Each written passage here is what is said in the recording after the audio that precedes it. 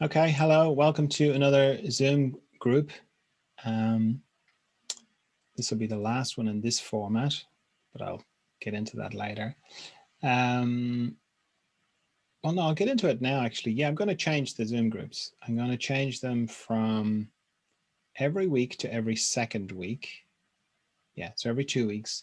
And I'm going to switch them from Fridays to Saturdays, and they'll be longer because what I want to see, I have a feeling, I have a sense that it would be more powerful to spend more time. So to have a longer kind of time, do more meditations, maybe do one at the beginning, do one in the middle, do one at the end, different focuses, and have it last for maybe 2 hours, maybe 3 hours, and have it be a kind of retreat, or a kind of, I haven't got the right word because further emergence retreat sounds like a complete contradiction in terms. It's like saying, hurry up, slow down. So it'd be like an easing, meaning to help with the process of further emergence. Because as it's evolving, it's like there's two strands to further emergence, or this kind of work and support. It's slow growth, slow continual growth that everybody is involved in. And then the speeded up growth that is like an inner growth spurt. And the two, like this, what I'm doing is to sort of support both. So the idea of a bit more time and a time to kind of come away from your life every 2 weeks and spend, it's not like you have to go away for a retreat, but just to kind of pull back from your life a little bit and to think about things and reflect on things and meditate on things. And that's kind of my idea for it. So yeah, easing, integration, adjustment. These are the kind of words I'm thinking of. Grounding. So yeah, so I'm making a few changes. I've changed up the daily meditations as well. I'm not doing them every day anymore because I found I was getting I was getting burnt out doing them. Not the meditation bit, that's the easy bit, but the multi-streaming thing is very complicated, and it's I found it was draining me. So the meditations are going to be Monday, Wednesday, Friday, and then the Zoom group, whatever I call that, is going to be every second week. So this is the last Friday one. It'll be Saturday mornings. They'll probably be a bit more time friendly for I'll probably aim them so that there's somewhere, like if you're on the far east coast or west coast of America, west coast of America, it'll be maybe 9 o'clock, which would be like 10 or 11 in the east coast, which would be the afternoon in Ireland. Not sure where that is for Canada or Australia, but I'm just trying to pick a time that what I wanted to aim for is mornings, so that it's, the beginning of a Saturday, you can sort of devote a couple of hours to it. Two or 3 hours, probably more like 2, but we'll see how it goes. And what I'm going to do is put it on Facebook, the Facebook page, as an event, and then people can kind of register to come, and they can be reminded of when it's on and everything. And then people can write to me with what's going on for them and the themes they're dealing with. And then each one, I think, will have a kind of a theme, which would be based on what is going on for people who are involved in this. That's my rough idea. So yeah, so this will be changing.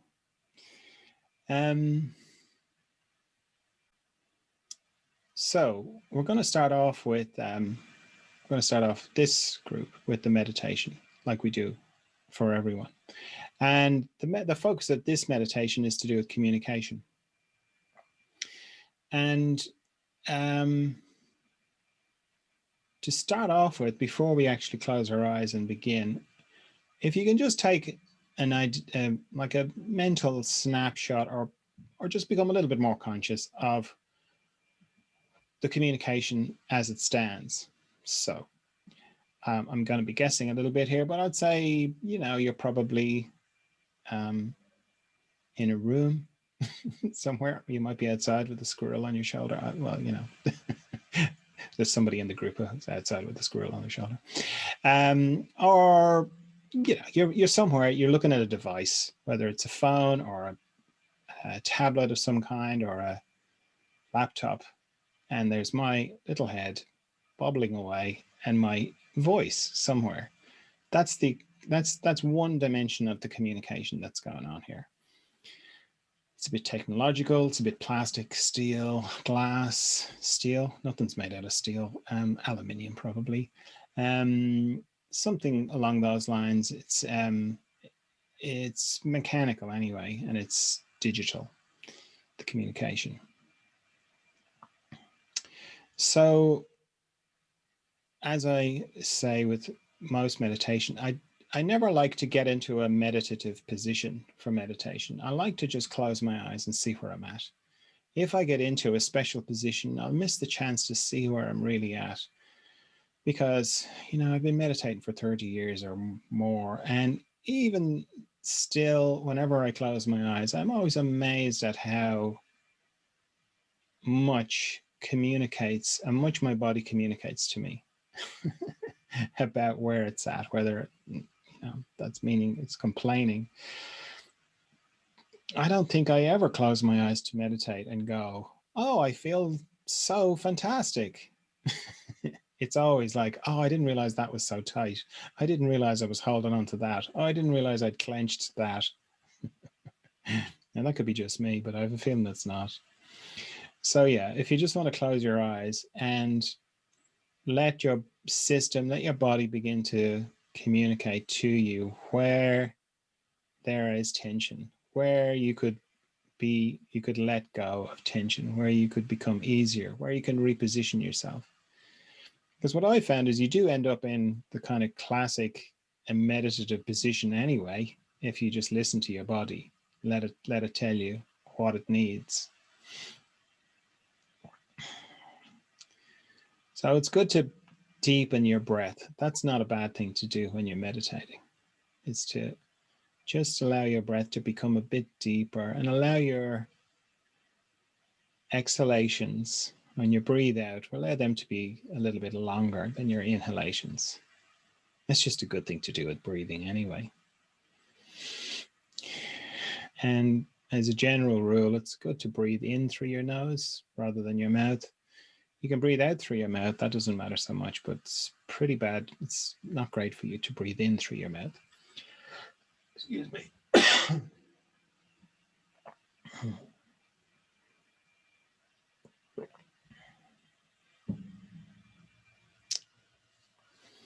Now, if you're starting out in meditation, it is good to scan your body from your head down to your feet, to be very deliberate about that.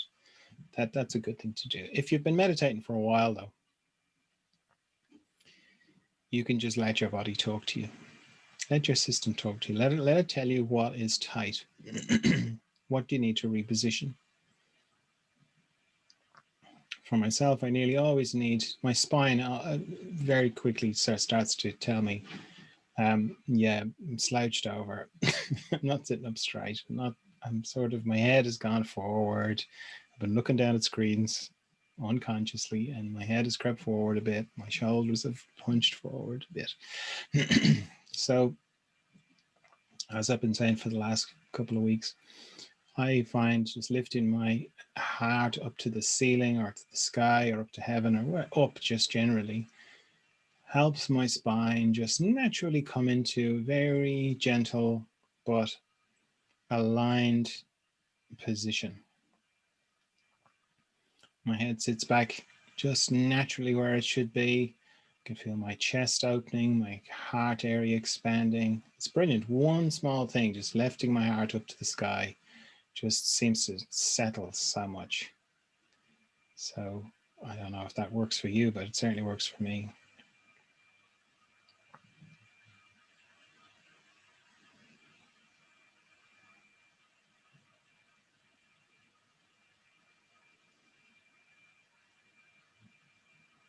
Abdomen is another area where a lot of tension can be held. And it's one of those areas that you could spend 20 minutes to half an hour or an hour can spend for as long as you like. It seems never ending, certainly for me, of how much time you can spend just letting go of tension in your abdomen.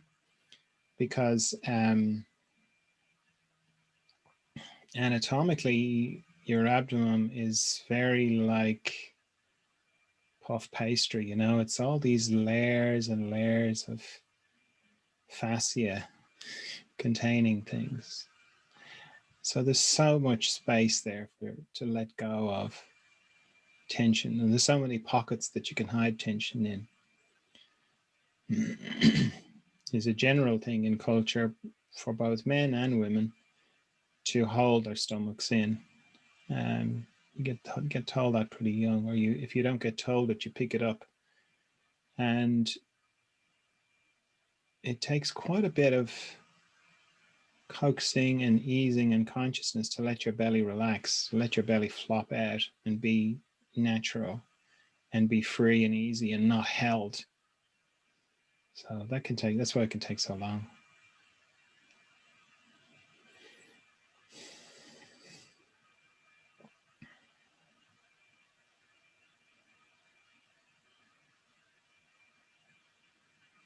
And you can really spend a lot of time going around your system from the inside. Just in your own meditations, you can focus on different things. Your knees. How do your knees feel? How do your ankles feel? How do your shoulders feel? How does your forehead feel? So much stuff. But for now, we're going to focus, as I say, on the communication. So if you just put your attention on the sensation in your hands, if your hands are joined together, you can just separate them and put them on your thighs. And just get a good sense of what the sensation inside your hands is like. And just to give you a sort of visual for that, if you put a pair of gloves on, thickish gloves, and you were picking up pieces of wood outside in the snow, you would feel you wouldn't feel the wood, but you'd feel what the wood felt like through your gloves. So you'd feel the kind of shape of it. You wouldn't feel the surface of it, but you'd feel the shape of it. And you'd have a sense of, you'd be aware of the sensation of your hands as they were, let's say if they were fur-lined gloves, as your hands were touching the inside of the glove, what that felt like. So it's kind of similar when you put your attention on the sensation of your hand. The sensation is like what is real inside the glove of your hand.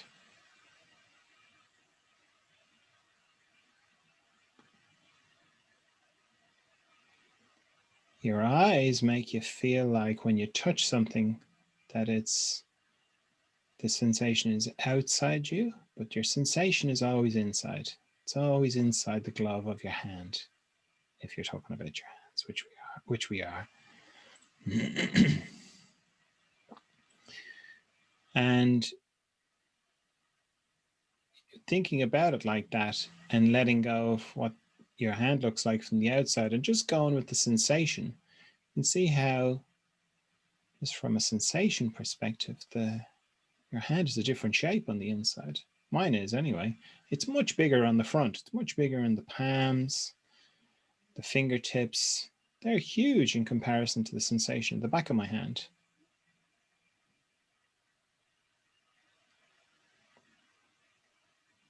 So just get a good sense of what the sensation of your hands feel like. Get a good reference for that, because we're going to add to it in a minute.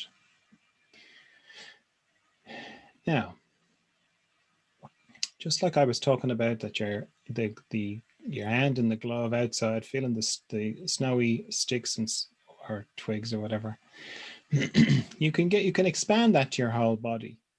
You can think of your whole body like a virtual reality suit that you wake up into. When you wake up in the morning, you open your eyes, you're already in the suit.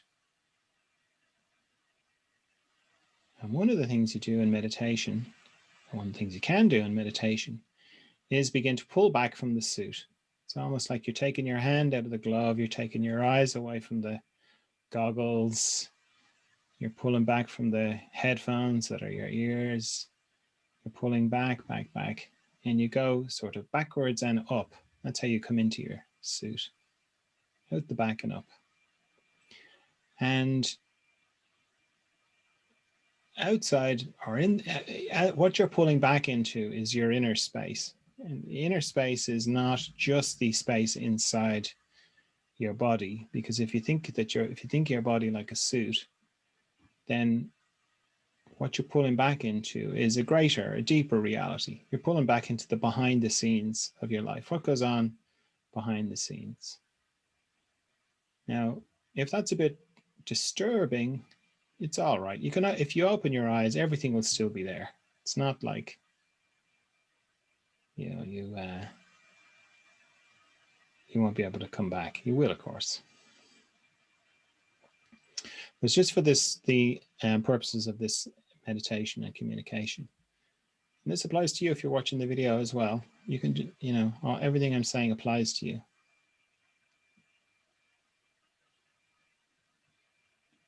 Now, so you're pulled back from your suit.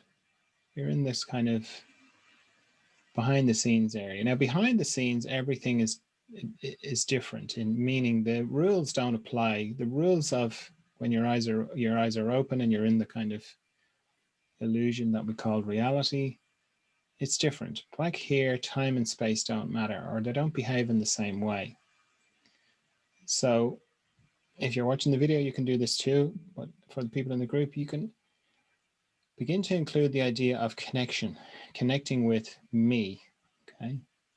Now, in the virtual reality simulation we call reality, I am in a different country to you, okay? But back here, where you are now, where you're including this other dimension to the communication, back here, I'm right beside you. So if you just to sort of emphasize it, if you reach your hands out on either side of you, as if you're trying to connect with somebody or reaching out to somebody on either side, and just holding the snapshot of the sensation of your hands, if you just include that you can connect with me behind the scenes, you may get a sense of a slow dawning of something else in that sensation in your hands. Now that something else will be me connecting with you.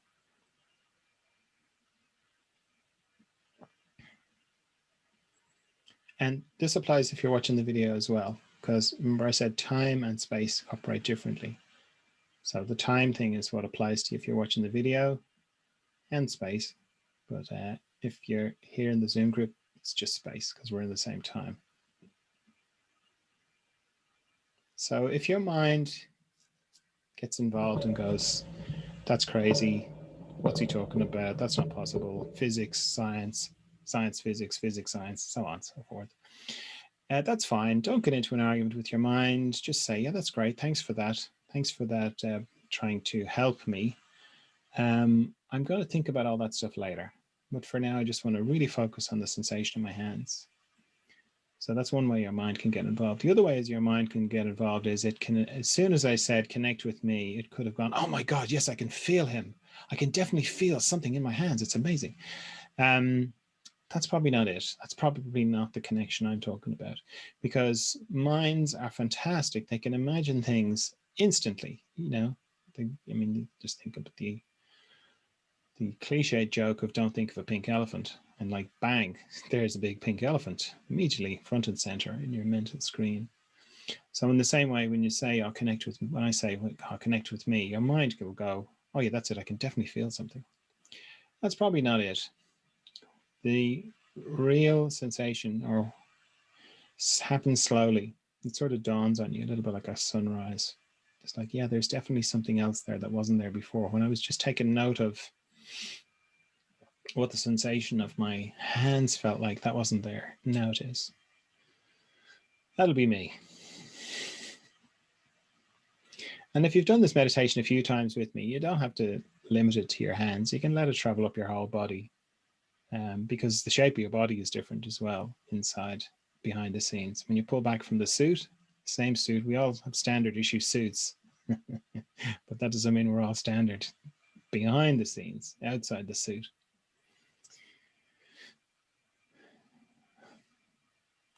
I know the people in the group, you can include the other people in the Zoom group. You know, we start off with me because I'm the kind of focal point or the pivot point for the group. But you can include the other people in the group now. And if you're watching the video, you can include the other people in the group as well. And similarly, it's a slow dawning. It's like, yeah, there was the sensation of my hands. Then there was that other thing. That's John. Then there was, yeah, there's other things as well.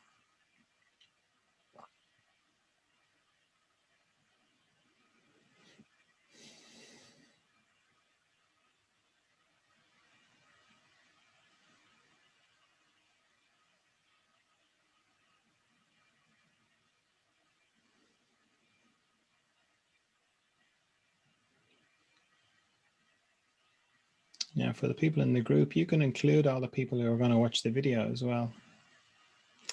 Same again, time and space operates differently here. So you can include all the people who are ever going to watch the video. And if you're watching the video, you can include all the people who are going to watch it after you and all the people who watched it before you. As I say, time and space operate differently. And I've had people, you know, talk to me afterwards and go, yeah, I did that meditation. It was like, oh, John, where are you going? Like, this is too far out. And that's fine. That's the mind thing I was talking about. I'm not asking you to believe me or anything like that. You can just imagine.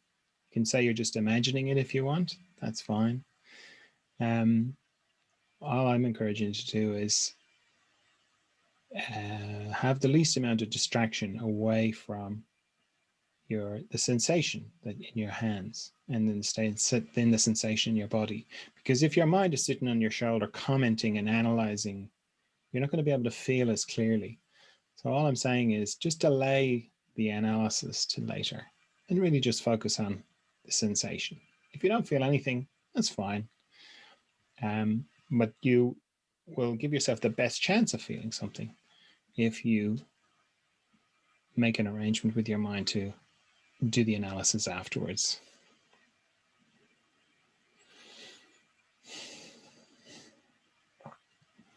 So there's great power in where you are now. This is really the point of meditation. It's really the purpose of meditation is to consciously disconnect from the suit. This is the virtual reality suit that we're all in, our own individual little suits, and pull back into a deeper reality where we are all connected, where we are all one. Because if you have ever heard anybody talking about a deep realization of connection, where they go, I realized there was no difference between me and other people. We're all one. Or there's no difference between me and the squirrel, because we had a squirrel earlier on, or me and my dog, or me and the horse, or me and the sea, or me and that tree. We're all connected. We're all one. It's amazing. Okay, which is it. It's beautiful. It's a lovely realization. And it doesn't really matter how the person got to that realization, whether it's through fasting, drugs, ceremonies, it doesn't matter. The point of the significant thing is that they don't blend with the thing or the person that they acknowledge this connection with. So, you know, it's not like they merge with another person. Or, you know, like their arm disappears into the other person's body, or they don't merge with the tree, like they enter into the tree or the horse or anything like that. Never happens. You know, as close as you may have been in your life to somebody, you're always separated by the barrier of your skin, the glove, the suit. Always, doesn't matter how close you feel to somebody, you're touching them. It's always the suit. But where that deep realization of connection happens is where you are right now, back here behind the scenes. It's like we've pulled back from our suits and we're in the lovely lounge of the mystery where we all hang out when we go to sleep. And this is where we connect. And this is where this deep realization of connection is. And as you settle into that, you, particularly now when a lot of people are in isolation, have been in isolation, to know that you're never alone is lovely. To know that when you pull back from this virtual reality suit that we function through or communicate through, but there's this huge depth of communication, this rich depth of communication that we can have behind the scenes.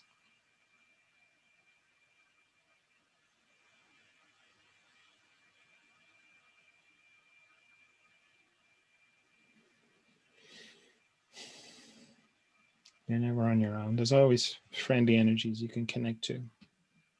So we're going to begin to come back from the meditation now. If you're new to meditation, you will maybe have a sense that you've traveled somewhere, traveled very deeply inside yourself.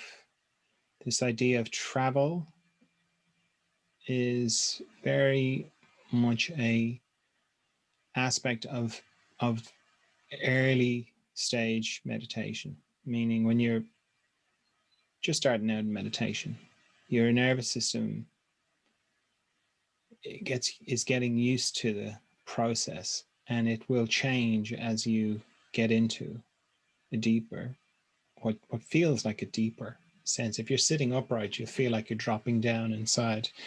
And the first time it happens, it can be a bit shocking. You can go, oh my God, what happened? I just felt like I dropped through the center of my body.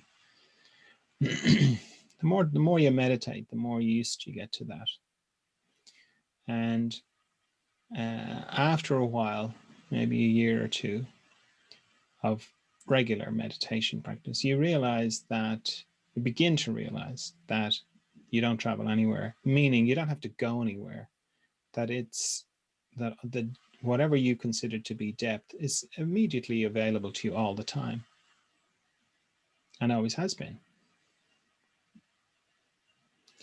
So if you're only newish to meditation and you feel like you've traveled somewhere, then take the time to come back. Don't just open your eyes, because that'll be disorienting. Take your time to come back up into your eyes.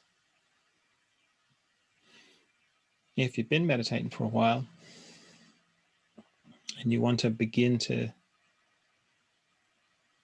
enter into more consciousness of that immediate access, then you can start to just open your eyes. And the first couple of times you do this, it can be a bit disorienting, because it's like you can feel like you're being sucked out of your eyeballs into the world of vision, which is very distracting.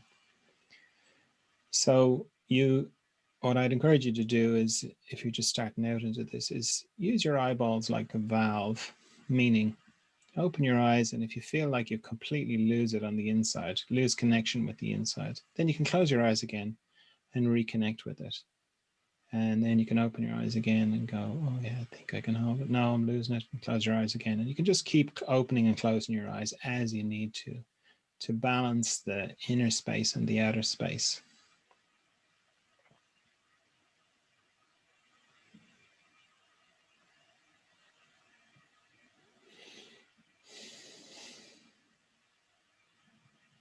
And the main thing with all this is, like, meditation is not a sprint. It's it's like the longest marathon you're ever going to do.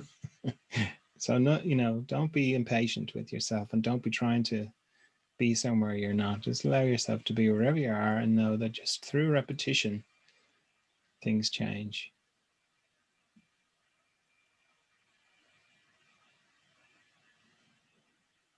Okay, so I'm going to just assume you've opened your eyes or whatever at this stage. So hello again. Just let me welcome everyone who's skipped forward in the video, or if you're just listening on the podcast. We just did a lovely meditation. It's fantastic. You really should go to the YouTube channel and watch the whole thing if you get a chance. If you're interested in doing the daily meditation, so they're not daily, they're, as I say, Monday, Wednesday, and Friday now. If you're interested in doing them, YouTube is the best place to do them, because somebody pointed out to me that when you go and you subscribe to the YouTube channel and you put your notifications on, it'll tell you when I'm live. I mean, I'm aiming for the same time every day, or every time I do them, Monday, Wednesday, Friday. But if you're on the YouTube channel, it'll send you a little notification, which will tell you when I've gone live, which means you've got 15 minutes to get it together, to find somewhere to sit down and do it. None of the other platforms, Facebook and Instagram, don't do that, as far as I know.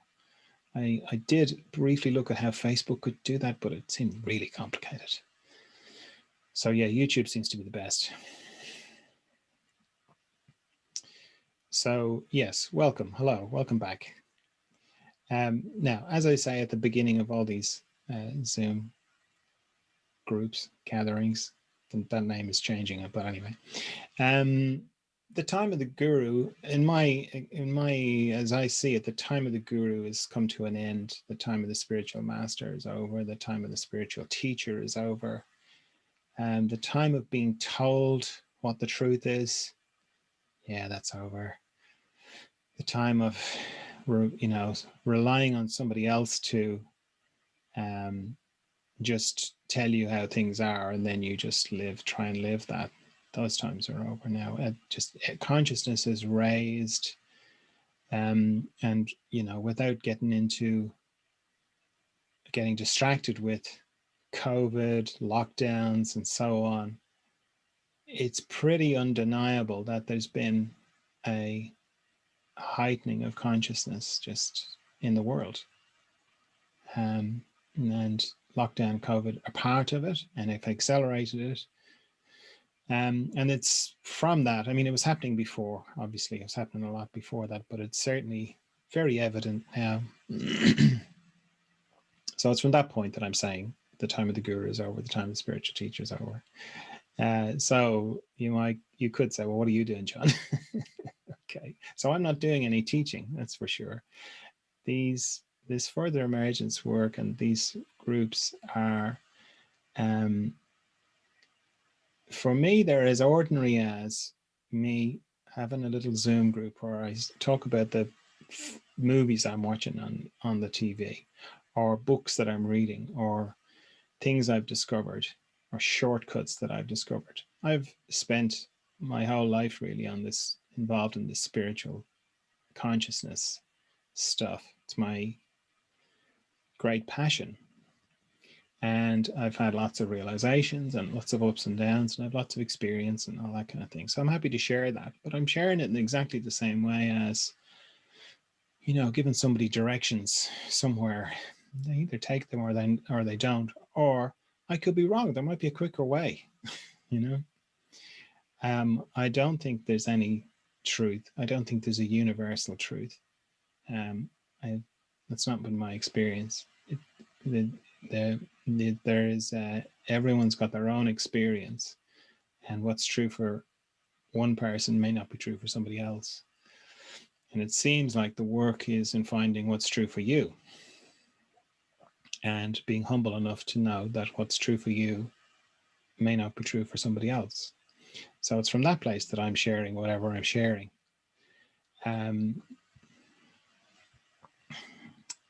So I like what Ram Dass said, that we're all helping each other home. I like that. And I like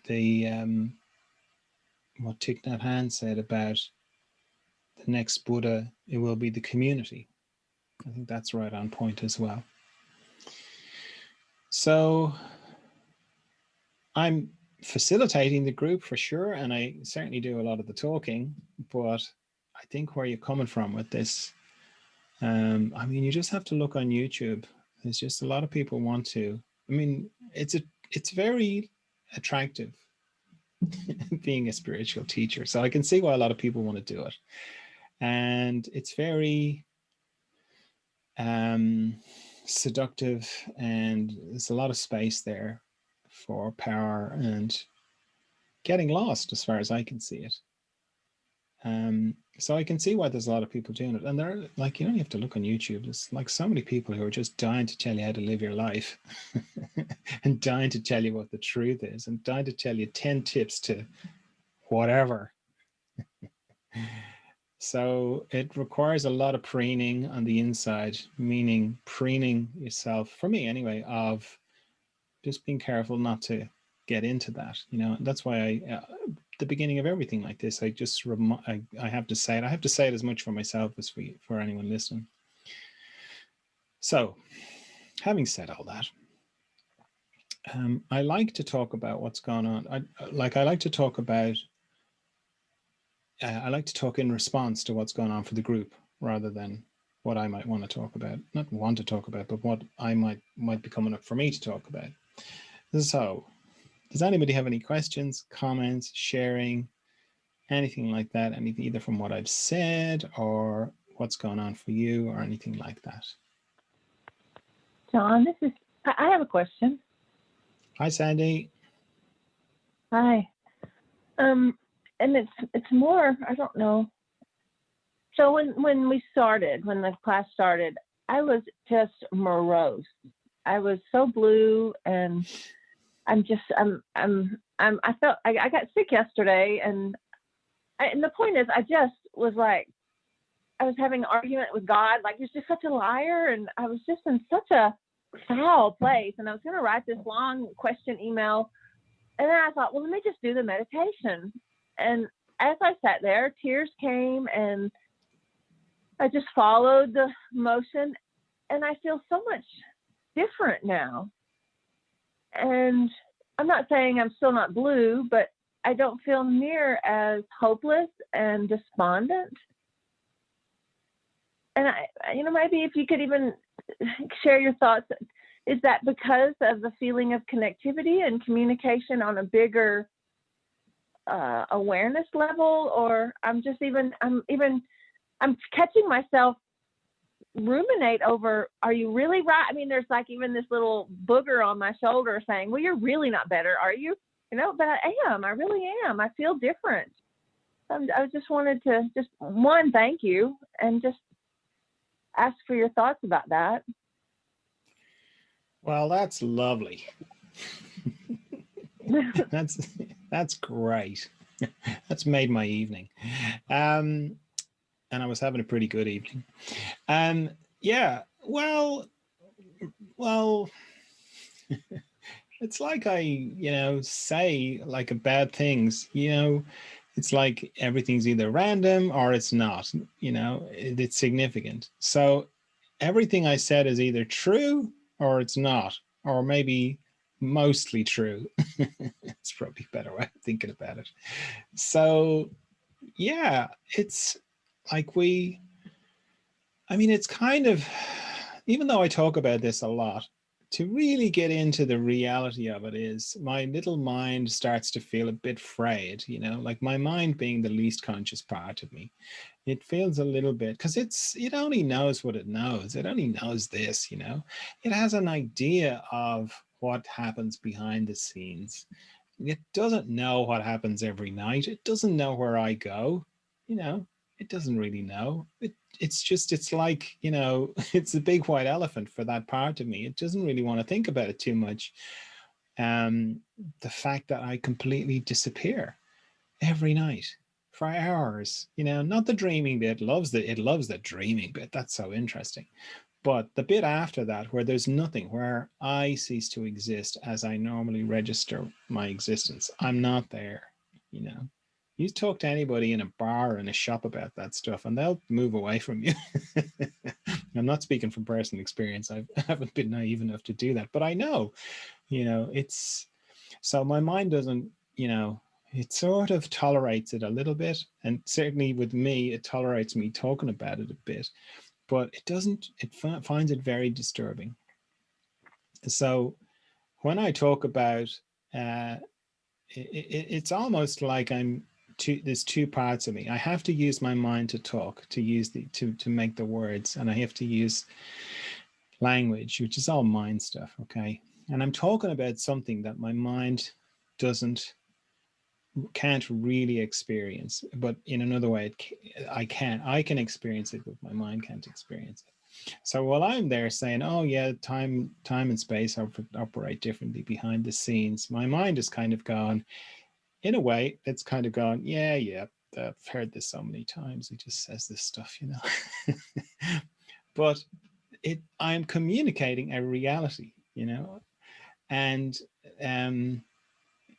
what the experience you just had, where you feel as one way, and then just really all I did and all the group did was uh, help you to pull back a bit from your mind and the emotions and all that stuff, and just become more aware of a deeper reality for you. And my experience is that that's where I meet other people. So for me, I met you. I met everyone in the group, and I met everyone in the video before, you know, who's going to watch the video afterwards. And I've, you know, for years, for years, I used to just meditate on the world. I used to sort of meditate on humanity and work and sort of interact with it the way I would somebody that I was working with, say in the further emergence work. So if you listen, what I do in the further emergence work is, doesn't matter where the person is in the world, we talk on the Zoom or whatever way, of WhatsApp or whatever way we're communicating that way, and we talk, and that's an important part of it. But then there's a point where I turn off the camera, they turn off the camera, they go and lie down, and I go back, I close my eyes and I pull back and I meet them, and I work with them exactly the same way I would work with them if they were right in front of me and I had my hands on them. And profound things happen. So I would do that with the whole of humanity, you know. I would sort of tune in with the whole of humanity, connect with the whole of humanity, and anywhere I felt there was a tightness or I was called to, I'd go and I'd put my attention on that. Did that for years, you know. I still do it every now and then. In fact, one of the things that's come just in this last week, since I realized I was getting burned out from doing the daily meditations, was on the days where I wasn't doing the multi-streaming thing, I was able to just go back to the way I used to meditate, or the way I meditate normally through the day. And I was able to get back to that. It was lovely to be able to sort of just connect with everybody without having to all the multi-streaming and the 3 screens and all the rigmarole that's involved in that. So for what it sounds like for you is that when you pull back from this what I'm describing as the virtual reality suit of our bodies, which is meaning that what we call reality is actually not real. It's a virtual reality. And what we pull back into is more real. And the most real, for me anyway, is the mystery. So it sounds like as you pulled back from that, you got a bit of distance from what was going on for you, and you connected with the deeper part of you that conveyed, as it always does, everything's okay. You know, to a greater or lesser degree. And it sounds like, you know, you connected in with that, because that's why I think sleep is so refreshing. And, you know, if you spend the whole night dreaming, you're going to wake up tired. But if you don't dream and go straight into the mystery, go straight to deep dreamless sleep, if you know, like they measure it, you know, you spend 3 hours dreaming and then, you know, 2 hours in deep can't remember the name, but the dreamless sleep. You know, they have REM sleep is when you're dreaming. That's the one after REM sleep, I think. So if you spend 3 hours dreaming and a little bit of time in the deep dreamless sleep, you won't be as refreshed as if you spent a half an hour dreaming, 4 or 5 hours in deep dreamless sleep, you know. Because wherever it is that we go, wherever it is I go, I always feel refreshed when I come back from it, you know. So again, it sounds like you touched into that till you got a little pulled back enough from the suit, which has got the mind built in, to connect with that. How does that sound? Yeah, thank you. No, I mean, I meditated with you many times before, but that was just I went in, nose diving. I haven't done that before. And the nose dive leveled out, and I got perspective that I was even kind of surprised. So yeah, thanks. I appreciate it very much. Great. I'm very pleased. Okay. Does anybody else have anything they want to talk about or concerned about or want to share or anything like that? Okay.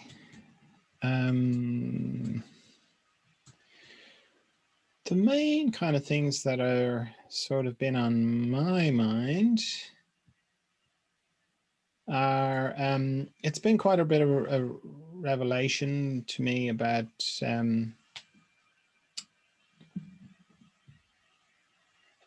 I was noticing a kind of heaviness in my system that I couldn't put my finger on. And then through meditation and reflection, I realized it was a pressure from doing the daily meditations every day and doing the weekly Zoom groups. It was a lot because I do other things as well. But why I'm bringing it up is it took me a while to see it. It took me a while to see it.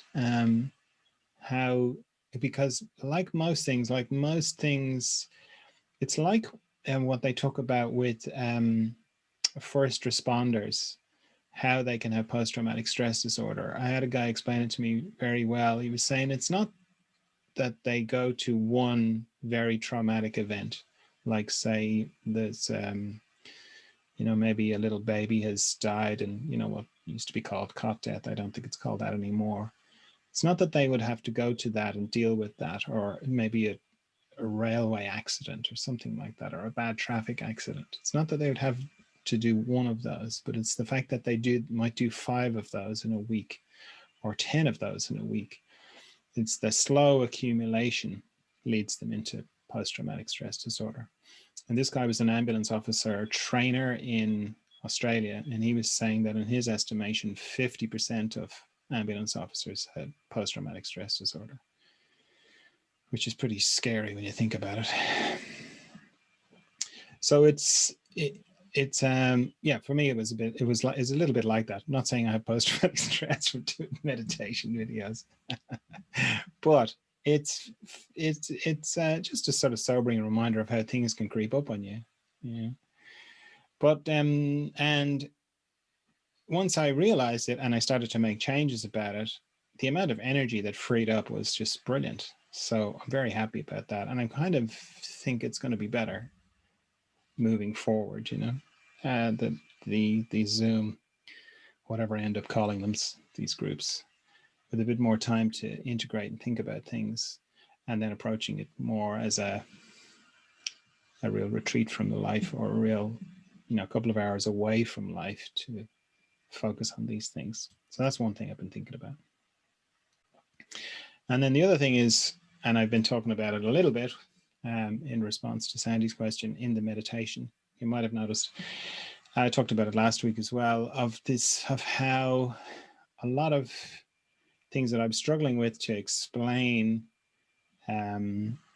this idea of pulling back. And I've got this very nice model now of virtual reality. It's like this big virtual reality goggles that's actually the whole size of the front part of our body, and goes to form this very elaborate virtual reality suit that has a little bit of AI in it, which we call our mind. So just like, the robots that walk around, or cobots as they're called, the dog, Spot the dog. While there's 2 parts to the way that works. One is there'll be an operator, which is basically go left, go right, go forward, go back. But then on board in the actual robot itself, if go forward means go up over some boulders, it has its own AI that will figure out how to keep it balanced and walk over the boulders. The suit that we inhabit is a little bit like that. In that our mind is the AI bit, and that it sort of has that kind of, it's built into the suit. So yeah, I'm really enjoying that at the moment, that it's such a complete kind of model, and it sort of it makes it a lot easier, because I used to be talking about in existence and out of existence and things that I knew but just didn't seem to be conveying that very well. It feels like this is better. You tell me.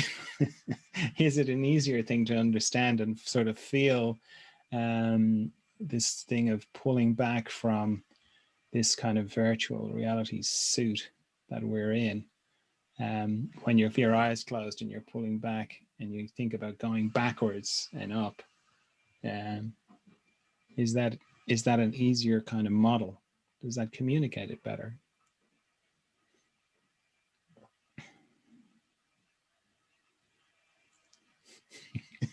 Don't all talk together. No.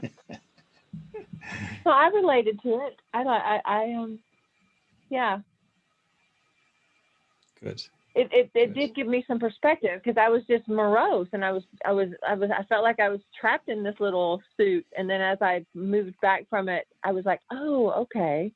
And then even I came back in, and I still had some of the same challenges, but they just didn't seem so overwhelming. I had a different perspective. So yeah, I appreciated that. Good.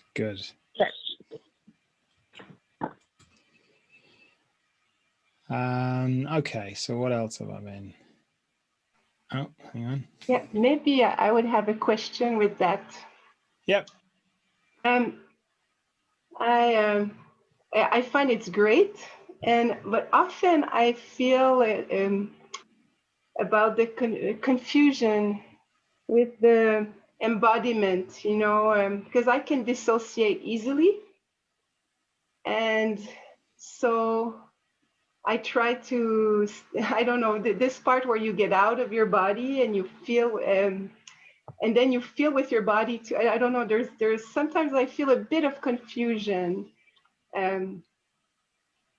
Yeah.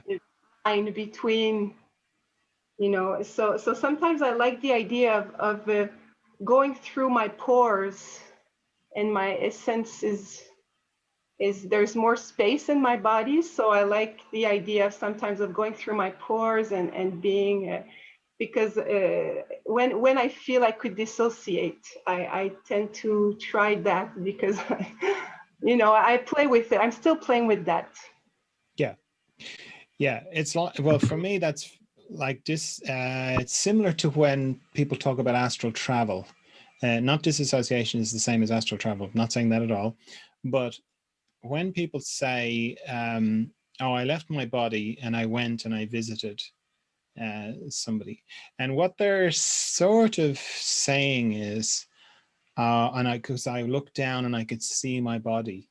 That you may have heard people describe it like that. I could see my body, and I astral projected, and I went to visit my neighbor, and I could see what they were doing. And sometimes it can be like very accurate. I mean, that's a whole.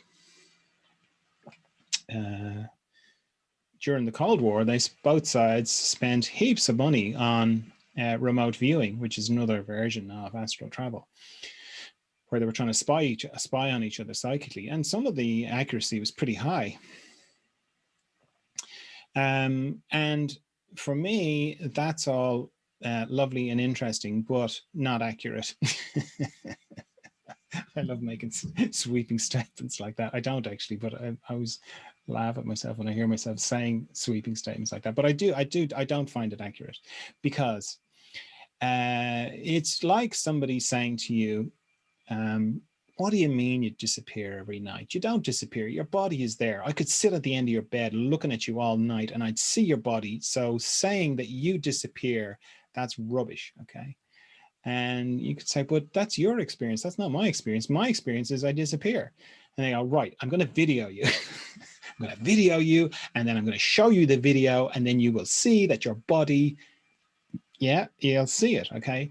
And, you know, that's fine, but where am I going to watch the video? I'm like, what do you mean? I'll show it to you in the living room. No, I mean, where is that going to happen? What are you talking about? Well, the only place I can see the video of my body is in existence, right? It's like in the virtual reality.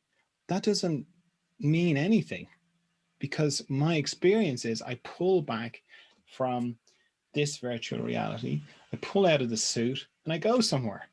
Okay, that's my experience. And if you are showing me a video of my body, or what looks like my body, you know, or yeah, it is my body, right?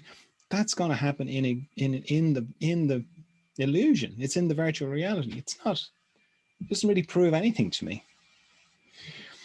So the idea of like, oh, I left my body is not my experience. It doesn't work like that. It's like that, you know, that's, as soon as you close your eyes and you start to pull back, you're into the psychic world. And in the psychic world, you can do anything.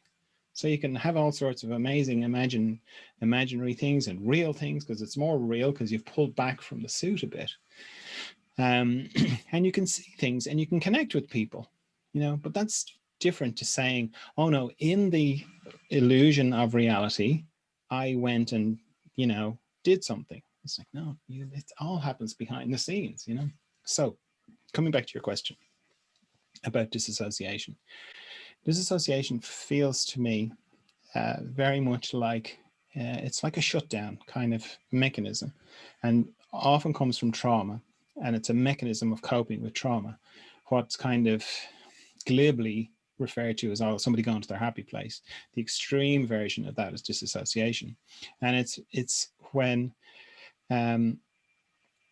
somebody encounters something that's overwhelming, and it's almost like a safety mechanism for protecting the sanity of the person, that they have to pull back from their body a bit, pull back to what's happening. Sorry, pull back from what's happening. And in some cases, people will say similar things to when people are talking about astral travel. They'd say, oh, I could see, I was on the ceiling looking at it happening. I've had people say that kind of thing to me. And it's, part of it is to do with, you know, as I say, it's like a safety mechanism. So you do pull back a bit from everything. Senses, all the senses become dulled. You pull back from it to protect yourself. It's a protection mechanism. And some people get stuck in it, you know, and they never come back really fully from it. And then if the person does come back from it, they could be functional, but then if they're triggered, it will trigger this disassociation where they'll pull back. Okay. Now that's a different thing to what I'm talking about in terms of sensation. And it comes from a kind of over-identification with the sensation of your body and where it exists. And a lot of people spend a lot of time in their head, or what is described as being in their head, but really we're talking about their mind, and they're completely cut off from the sensation in their body. So they're really cut off from all the experience that they could be having, and they're having a very mental, thin kind of existence. So a lot of meditation practices and embodiment kind of practices are about helping the person to feel everything that is possible to feel in this amazing suit that we call our bodies. Because say with disassociation, one of the things is to pull back from the senses, you know, so you're less aware, you know. So but equally, if you're somebody who works on a computer all the time, you can become very disassociated from the sensations in your body.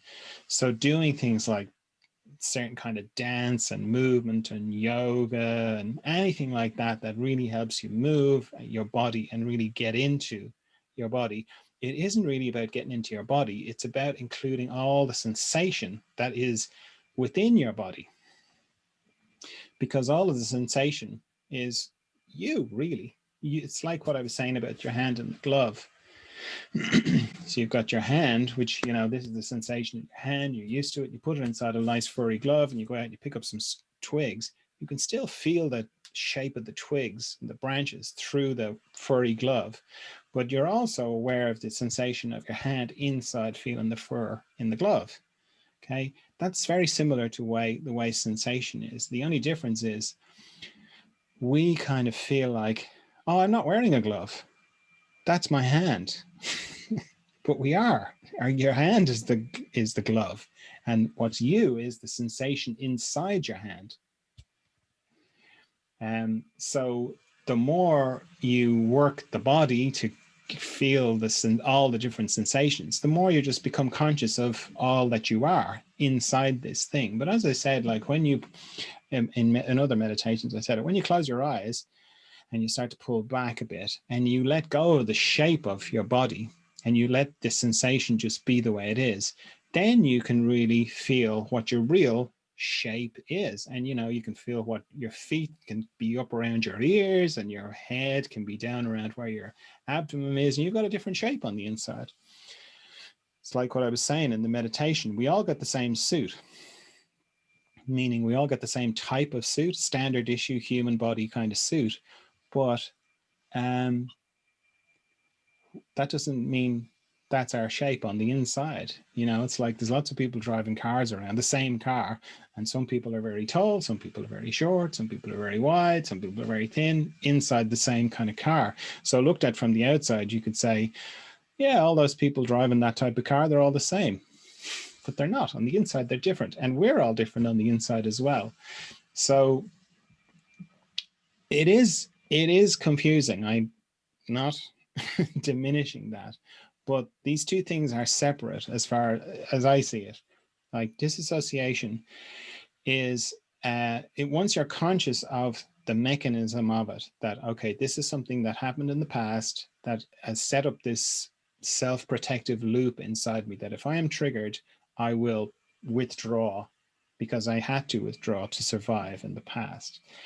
And you know, there are loads of support for helping you to ways to help you release the trauma that was trapped in your system as a result of that, to begin to gently ease that mechanism so that you're not as easily triggered, and that when you are triggered, you can manage it and you can help yourself not withdraw. So that's one aspect of it. But then the other side of it is there's loads of different ways of helping you to become more conscious of the sensation in your body, which, you know, is called embodiment, which is fine. But in my experience, you know, over identifying with the body side of embodiment misses out on the fact that you're actually getting in touch with your essence, the real shape of who you are, and the real vitality of, you know, the living you that exists within your body, you know. Because if you've ever put your hands on someone who's died, I have a couple of family members who died, it sounds like they died in a car accident. I mean that over years, but you know, from just putting my hand on them, you can feel it. Like it's so obvious that there's nobody there, that the living vitality is not there anymore. It's gone. The person is gone, you know, and you're just looking at a collection of cells that go to make up the shape of the person's body. But the living vitality of who that person was isn't there. It doesn't exist in that collection of cells anymore the way it used to. It used to inhabit them, you know. And it's that living vitality, living essence of who you are. That's what the sensation in your body is. But it isn't your body, you know. The sensation isn't your body. Sensation is you, and it happens to be contained in your body. Does that help? Yes, it does. So the big difference that's really helping is I keep the sensations, but I let go of the limitations Whereas before I was afraid of losing the sensations if I lift. And I was trying to be more embodied. But the way you explain it is if we keep the sensations, we're still present, but we just let go of the limitations of the body, Yeah. right? Is that the, yeah. Yeah, Okay. yeah, I think so. Yeah. How does it help with the disassociation concern that you had? Well, yeah, it's, well, I've worked a lot with that. It's just that I realized that just to leave the body, like the way it would trigger like, oh no, I don't want to leave. I had so much trouble embodying, you know, that's Yeah. what was triggering, but now I can make the difference. So it's very helpful. Okay, brilliant. Good. Thank you. Yeah, good question. Okay, anybody got anything else they want to ask or questions or anything? Okay, I'll talk about one other little thing. It's sort of similar in a way, and it's come up a little bit just in the one-to-one work I've been doing with people. And it's just a way of thinking about your body to do with energy and energy flow. And this might be just more specific to people who work with other people or who are body workers. I don't think it is, but generally, because the more you get involved in your kind of, or more conscious you become of your kind of spiritual life and be more, and of consciousness and that kind of thing, generally there's more energy around and you have more energy going through your system. And particularly if you're in a strong growth spurt, inner growth spurt, there can be a lot of energy issues and energy reverberating around inside, what feels like reverberating around inside your system. And that can manifest in all sorts of ways. You know, it can cause physical manifestations, sweating, temperature increase, higher metabolism. You can just lose weight like crazy. You can feel agitated, you can feel static, you can mess up electrical devices. I remember one woman telling me she went through this office one time and everyone was at their computers, and this must have been 20 years ago when computers were a little bit more fragile than they are now, and it was almost like a wave of like, what do they call those things, EMTs or something, the like a burst of electrical energy that wipes out all electrical devices. She felt like that because as she walked through the office, all the computers went out, flowing behind her. They all went staticky and crashed and whatever. So a way of thinking about it and thinking about energy flow through your body that I've found useful and practical is I think of it in terms of like a garden hose, and making the distinction between the hose and the water that comes through the hose. Because in our own systems, our energy and the energy that comes through us is very similar. So it's almost like if the hose was made out of water as well, that would be quite confusing for the hose, because it would be like, where do I start and the energy, where do I start and the water, where do I end and the water begin? So thinking about it in terms of your of like a garden hose, your body would be like the hose, or your system. I like to talk about things in terms of your system because it encompasses everything. When you just talk about body, it can be a bit too easy to focus on cells and fascia and blood and all that sort of thing. Whereas when you talk about the person's system, it includes energy, it includes the totality of the person. So your system is like the hose, and then the energy that comes through you is the water that comes through that hose. And your if you have difficulty with energy, of surges of energy, of too much energy coming through your system, particularly if you're going through an inner growth spurt, you can feel like, I can't contain this energy. Thinking of it in terms of being a garden hose, I find it very helpful, because it's like, okay, so this is just coming through me. And if I don't get involved in it and I just let it come through me, then it won't strip the lining off the garden hose, which is kind of what happens when people get issues with energy, is that they get involved in the flow, or they try and stop it, or there's little bits, little like to be like plaques on the inside of a vein in their system, which causes all sorts of eddies and currents and turbinates and all sorts of weirdness, which makes this huge, if you think about turning your garden hose on full bore, and then if you've got some disturbances inside the hose, it's going to cause all sorts of twistings and twirlings inside the garden hose. I mean, if you've ever turned on your garden hose full bore and just let the end go, you know the way it sort of flips around. It can feel like that in your system. So once you think of it in those terms and you relate to it in those terms, then all your focus can be directed on, how can I help my system be as restriction-free on the inside? How can I be the clearest garden hose on the inside, so that whatever energy is coming through me can be as free-flowing as possible? And then it really doesn't matter how much energy comes through me, it's not going to disturb my system. And equally, when you think of it as energy coming through you as like a garden hose, then you don't sort of add your own energy to the flow, because that's how people get depleted, is they sort of go, oh, well, I'm made out of this energy as well, so I will put my energy into it as well, which is unnecessary. And then they get really tired. This particularly relates to body workers.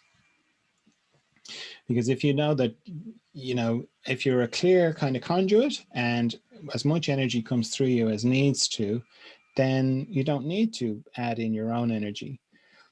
There'll always be enough that will come through. So yeah, that's something that's come up a few times. So I just thought I'd outline how it is, how I see it. Does anybody have any questions or comments about that? Yes, maybe what are tricks, like what are tips to do that, to help this flow, this container be more supple? And is it with certain, do you have certain examples of what you can do to help? Well, the more conscious you become, the freer the flow. That's one thing. That's probably the most helpful thing, because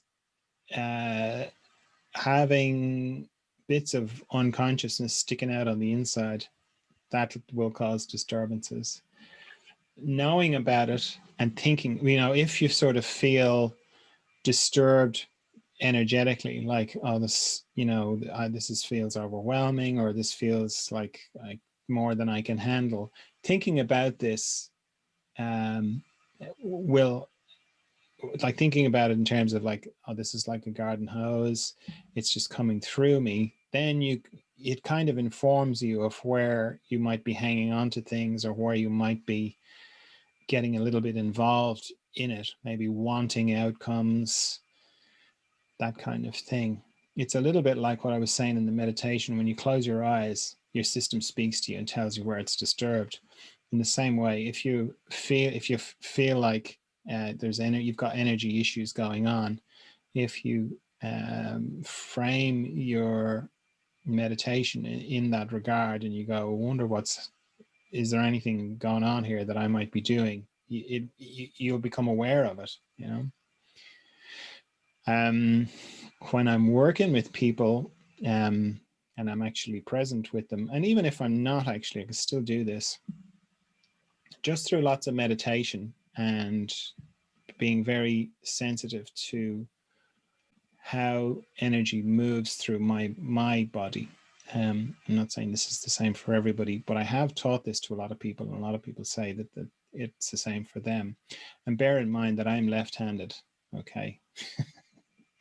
So all things being equal, I should describe this in a left-handed way, but I don't, which is, I think, kind of makes me think that's probably right. It seems to be independent of that.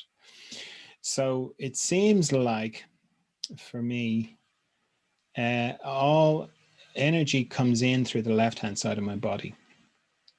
And there's two different kinds of energy. There's like very grounded energy from the ground, the earth, and then there's very airy kind of energy that comes from the sky.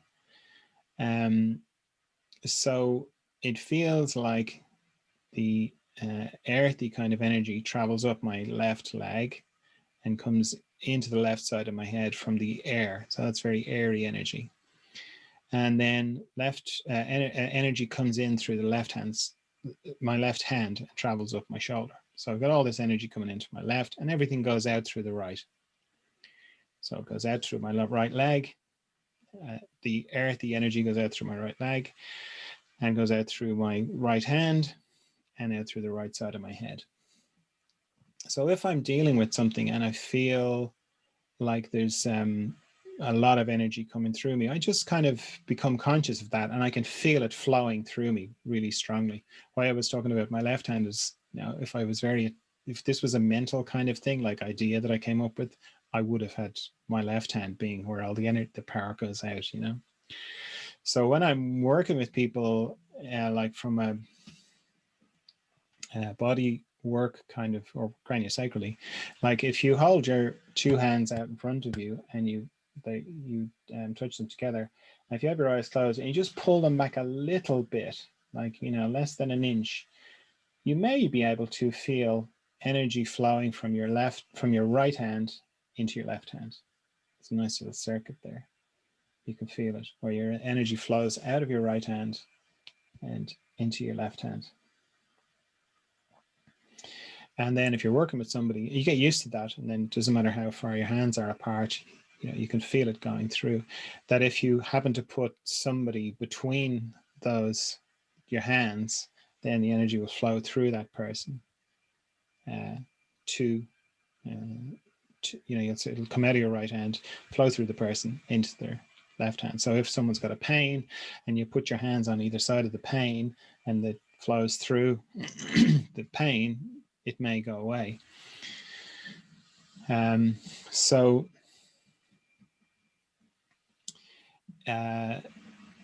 now, if say I put my hands on somebody and the pain was awful, and I started to feel pain in my hand, my left hand, because my left hand would be receiving that energy, that confused energy that's manifesting as pain, then it's really important for me to kind of know what's going to happen next. So that let's just kind of follow the course of that pain energy. So it's going up along my left hand, into my left arm, up my arm, and then up into my torso. And it's like, well, what's going to happen to it there? Well, then it naturally crosses over. Okay. And because I don't want to put it back into the person, right? I don't want it to come up my left hand, cross my torso, into my right arm, back down and back into the person. That's kind of counterproductive. So we don't want that. So in my sense of things, and I can kind of direct it, so it kind of comes up my left hand, up my arm, up my shoulder, and then it branches. Okay, and one part of it goes down my body to my right leg, because everything goes out through the right hand side. The sort of earthier side of it will go down to my right leg, and then the airier side of it will go out through the right side of my head. And what I was talking about not getting my own energy involved in that is, if it's a very serious thing and it's a lot of pain, well, it's a circuit and it's flowing. So I'm going to need more energy to come out of my right hand to help this pain settle. So where that energy comes from is the left side. So it's like a reverse of that forking. It'll come up through my left leg and the left side of my head, and it will kind of come together and go into my right shoulder, arm down and out my right hand. So you can see there's a kind of complete circuit there. Just this is really just relates to, you know, if you happen to have your hands on somebody and you're trying to help them. But then when I'm conscious of that circuit of everything coming in through the left leg and left side of my head, coming together across my body into my right shoulder, down my right arm, out of my right hand, through the person's pain, it, collected by my left hand, comes up my left arm, shoulder, and then forks, and some of it goes down my left leg and some of it goes out through my right, the left side, I'm sorry, the right leg, right side of my head. I'm a little bit dyslexic, so I mix up left and right. So once I'm kind of, if I start to feel an agitation in my system from when I'm working with somebody, I just immediately I can think of that, and it's like as much energy can come through as the particular pain needs through this kind of circuit, you know. So I use that a lot. That's a very long-winded answer. That's my tip. It's a pretty complicated tip, and it's very clear to me, and I can, you know, use that very easily. So do you have any questions about that? Because I have a few other little tips that can help with it, but does that model make sense? Yes, thank you. Yes, it does. Oh, okay, great.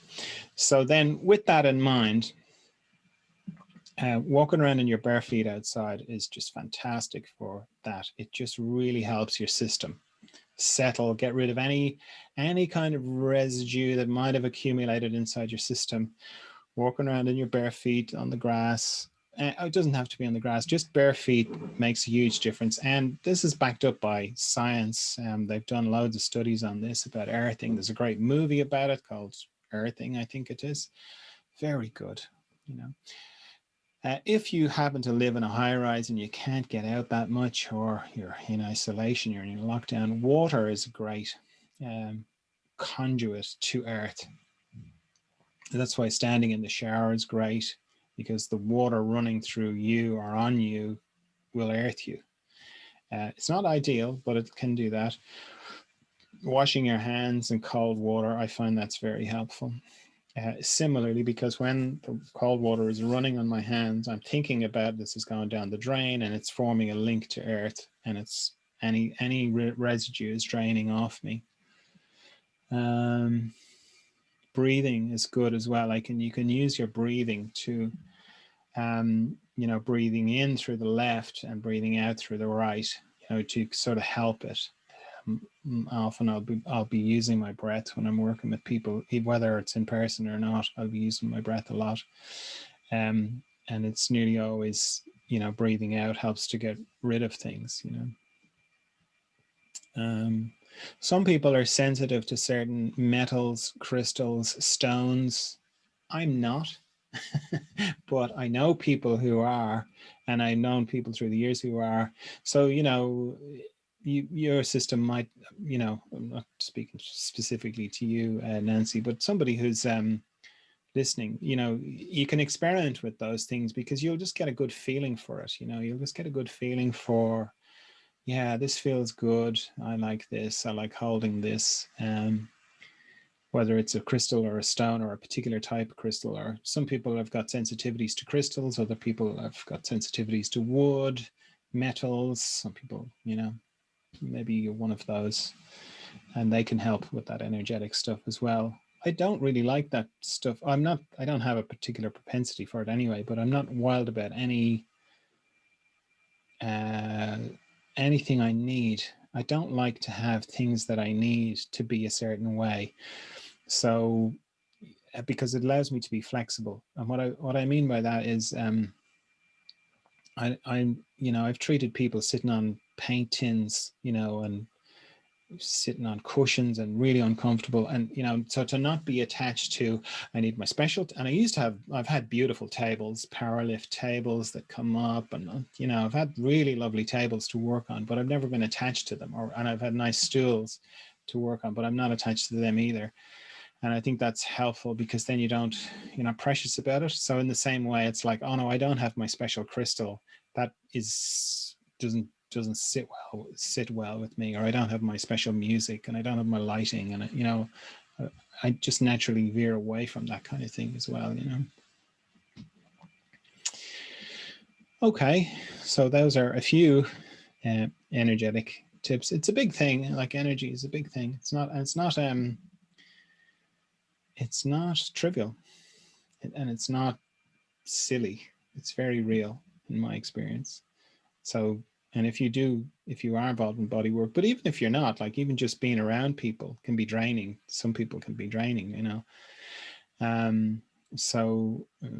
Knowing about it is helpful, you know. And even you don't have to have any training. If you love somebody and they're in pain, and you know, you put your hands on either side of it, and you think about what I've said, you'll be able to help a little bit. If it's part of that person's story for them to be helped, yeah. It's not reliant on you, but if you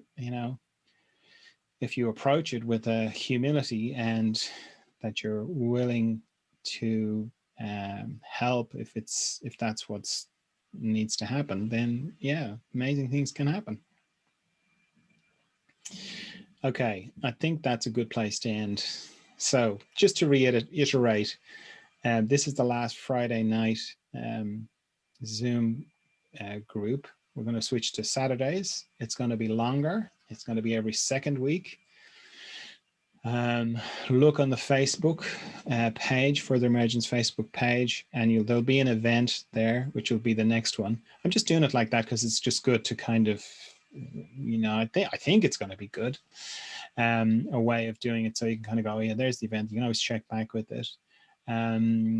Write to me with what's going on with you, and I'll frame each one around what's generally happening in the group. There'll be longer, as I said, there'll be more meditations. It'll be more of a retreat, or whatever word I come up with.